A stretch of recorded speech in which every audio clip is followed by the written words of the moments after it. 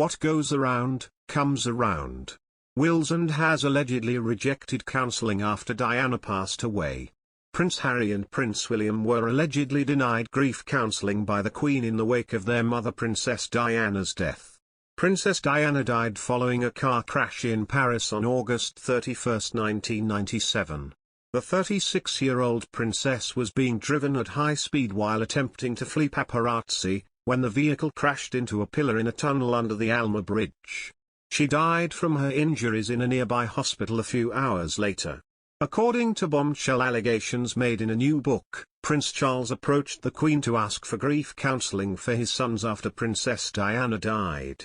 Christopher Andersen's book, Brothers and Wives, Inside the Private Lives of William, Kate, Harry, and Meghan, claims that the monarch agreed to his request, but later changed her mind after she was talked out of it by some of her royal advisers. The book quotes a St. James Palace staffer, who reportedly claimed, the Queen initially agreed that it was a good idea but was talked out of it. According to Mr. Andersen, the advisers allegedly persuaded the Queen that it would simply not look good at the moment for royal family members to be seen to have mental health issues.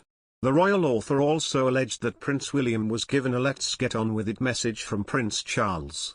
However, the book also recounts Una Toffolo, a friend of Princess Diana, saying that the grieving boys needed therapy.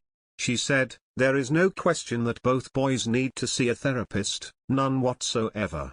It is simply unconscionable to imagine that they are expected to deal with such a horrible upheaval on their own. I can see it in their eyes, they are children, and they need help."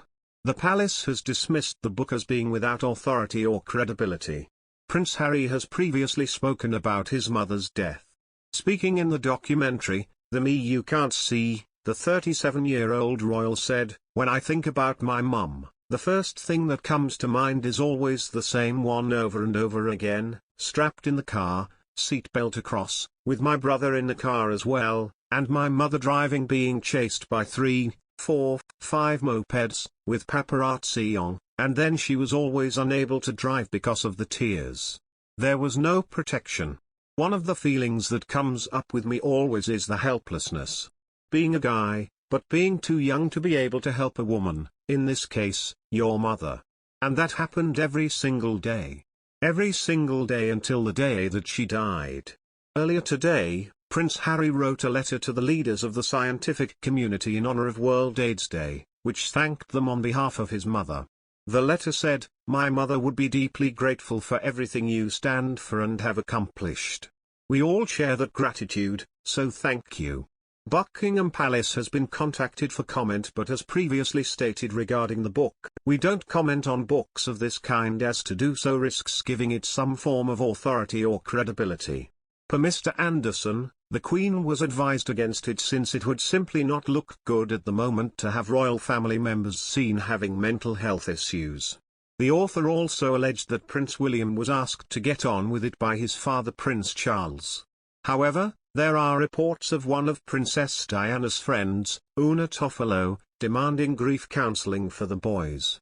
She advocated for mental health sessions for the youngsters, since it is simply unconscionable to imagine that they are expected to deal with such a horrible upheaval on their own.